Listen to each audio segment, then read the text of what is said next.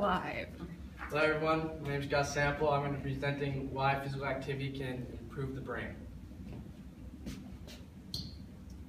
So the brain can be improved by kinesthetics and movement by concentrating the brain on one exercise and focusing that exercise, and that exercise can improve the brain in many ways. For example, like running. When you are running, you're not thinking about the task at hand, you're not thinking about running, you're thinking about getting to plan A or getting to place A to place B. Therefore, you're just thinking about it, you're just doing it, you're not thinking about running.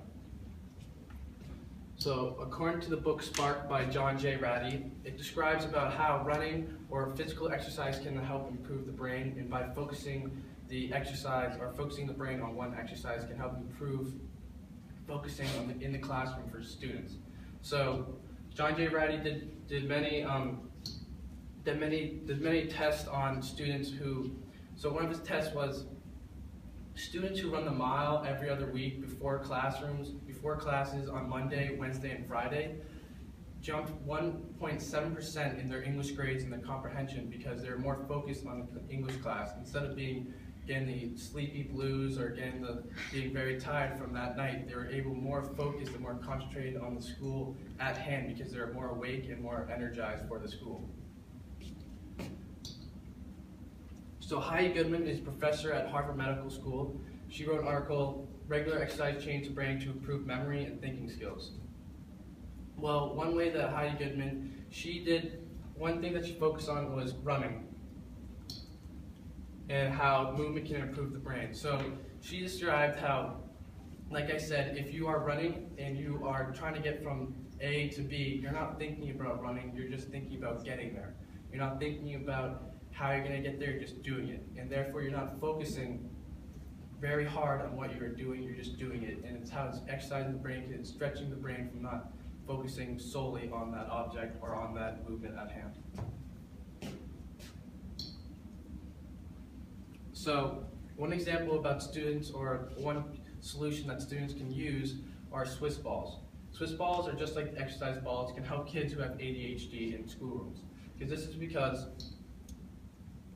this is because instead of taking a normal chair where you have no wiggle room, you have no space, you're stuck in that one position for like 5 hours at a time, you are able to wiggle, you have to move to be able to stay on that exercise ball. And since the students are able to wiggle and able to move on the exercise ball and not focused solely on that one chair and that one teacher who is talking, they have to move and wiggle, they are focusing on wiggling and moving and the teacher, and therefore improving the brain. Because when you're improving the brain, you're not thinking about solely what the teacher is saying, you're thinking about how to stay on the ball and stay moving on the ball and how the teacher can help with that.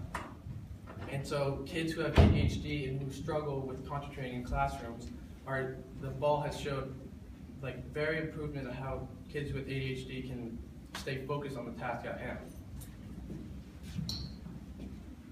So according to my stimulus article that AP gave us, it says, why is dancing good for the brain?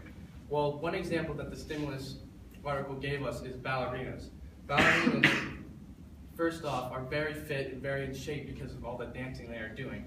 And also, ballerinas who do or dance for very long period of times of their life they improve the brain so much because they have to be able to balance, they have to be able to do the routine and focus on the music all at the same time.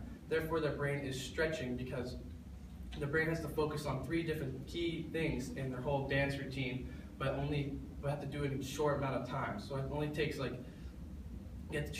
ballerina has to remember how to do the dance with the music and do it with all the partners or all the dance people in the routine and not focus right there solely on that, and they don't have much time to think about the dance or think about the routine in the music.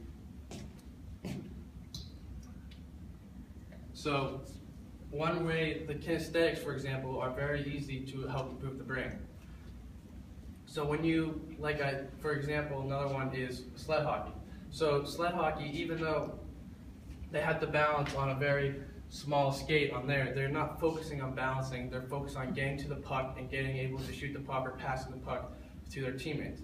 Thus, when they're not thinking that solely on balancing, it helps improve the brain because they're thinking about how they can do it from point A to point B, just like running, but they're thinking about how they can do it faster, efficiently, and easier. throughout the whole movement.